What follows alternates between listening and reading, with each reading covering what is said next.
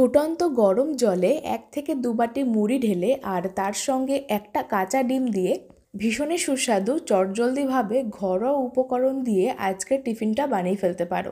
সন্ধেবেলায় বাচ্চাদের হালকা খিদে পেলে বাইরের আনহেলদি খাবার না দিয়ে একদম ঘরের তৈরি রেসিপিটা বানিয়ে দাও, খেতে কিন্তু ভীষণ সুস্বাদু হবে আর বাচ্চারা ইজিলি খেয়ে নেবে। তো চলো দেখে নেওয়া যাক খুব সহজে আজকের রেসিপি। তো আজকের ভিডিও শুরু করে নেওয়ার জন্য সবার প্রথমে এখানে একটা গ্যাসের ওপর কড়াই বসাতে হবে। কড়াইটা খুব ভালো মতন গরম হয়ে গেলে এবার এর মধ্যে অ্যাড করতে হবে পরিমাণ মতন খানিকটা জল। যেহেতু আমি এখানে 1 থেকে 2 বাটি মতন মুড়ি ব্যবহার করব, তার জন্য জলের পরিমাণটা খুব একটা বেশি লাগবে না।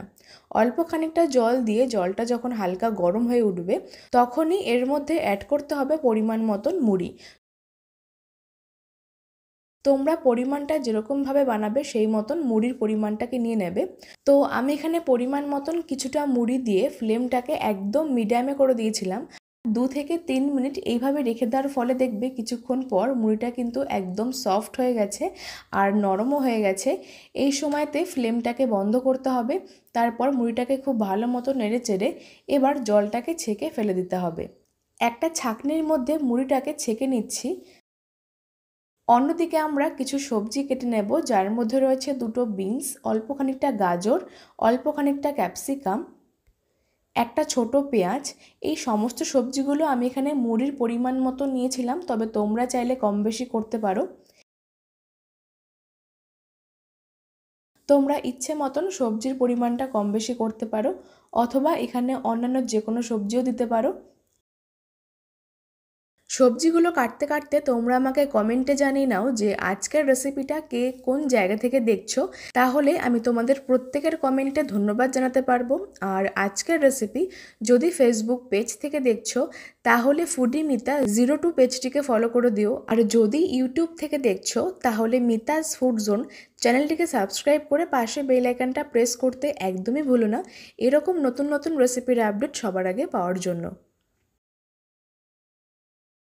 কথা বলতে বলতে আমি এখানে সমস্ত সবজিগুলোকে কেটে নিয়েছিলাম। এবার অন্যদিকে একটা পাত্রের মধ্যে একটা কাঁচা ডিম ভেঙে নিচ্ছি। পরিমাণটা কম করেই করব, তার জন্য এখানে একটা কাঁচা ডিম ব্যবহার করতে হবে। এবার অন্যদিকে গ্যাসের ওপর একটা ফ্রাই প্যান বসিয়ে খানিকটা পরিমাণে তেল অ্যাড করতে হবে। অল্প করেই তেলটাকে অ্যাড করলাম, তবে তোমরা চাইলে কম বেশি করতে পারো। অল্প খানিকটা তেল দিয়ে এবার সবার প্রথমে অল্প কিছুটা বাদাম দিয়ে খুব ভালো মতন ভেজে তুলে রাখতে হবে। বাদাম দিলে রেসিপিটা কিন্তু খেতে খুবই সুস্বাদু হয়, তবে তোমরা চাইলে বাদাম ছাড়াও করতে পারো।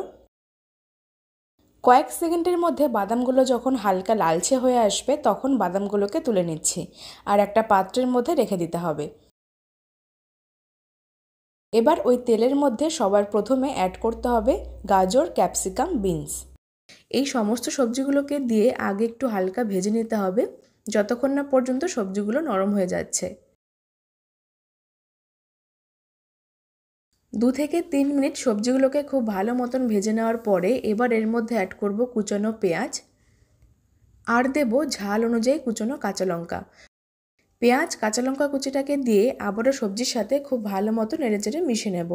আর তার সঙ্গে এর মধ্যে অ্যাড করব স্বাদ অনুযায়ী নুন, সামান্য পরিমাণে হলুদের গুঁড়ো, তবে তোমরা চাইলে স্কিপ করতে পারো।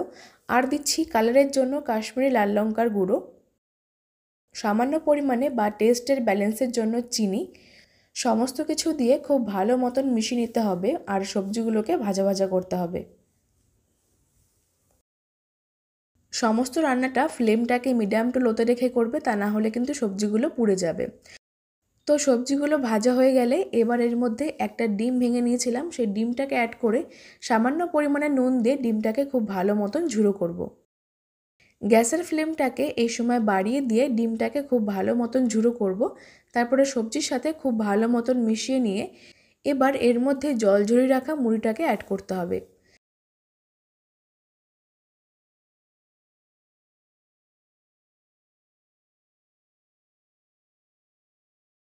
মুড়িটা যেহেতু জলে দেওয়ার পরে পরিমাণে অনেকটা বেশি কমে যায়, তার জন্য তোমরা অবশ্যই পরিমাণটা বুঝে শুনে অ্যাড করতে পারো। সমস্ত কিছু যখন মুড়ির সাথে খুব ভালো মতন মেশানো হয়ে যাবে তখন সব শেষে এর মধ্যে ভেজে রাখা বাদামটা হালকা ক্রাশ করে এর মধ্যে অ্যাড করতে হবে। বাদামটাকে দিয়ে আবারও আলতো হাতে সমস্ত কিছু খুব ভালো মতন মিশিয়ে নিতে হবে, আর এই সময়তে ফ্লেমটাকে বন্ধ করতে হবে। তো বন্ধুরা, তৈরি হয়ে গেছে খুবই সহজে এবং ভীষণ সিম্পল মুড়ি দিয়ে একটা দুর্দান্ত স্ন্যাক্স রেসিপি। বিশ্বাস করো, রেসিপিটা না বানিয়ে খেলে তোমরা বুঝতেই পারবে না যে এর স্বাদ কতটা। মুড়িগুলো যেমন সফট আর নরম ছিল, তেমনি কিন্তু টেস্টটা একদম ফাটাফাটি হয়েছিল। তোমরা অবশ্যই আজকের রেসিপিটা এইভাবে বাড়িতে বানিয়ে নাও, আর খেয়ে তোমাদের কেমন লাগলো সেটা আমাকে অবশ্যই কমেন্টে জানাতে পারো। আজকের রেসিপি ভালো লাগলে লাইক, কমেন্ট, শেয়ার করতে একদম ভুলো না। রেসিপিটা ফেসবুক পেজ থেকে দেখলে পেজটিকে ফলো করো, আর যদি ইউটিউব থেকে দেখছো তাহলে মিতাস ফুড জোন চ্যানেলটিকে সাবস্ক্রাইব করে পাশে বেল আইকনটা প্রেস করে দিও। আজকের মতন এই পর্যন্তই। তোমরা সকলেই খুব ভালো থেকো। ধন্যবাদ।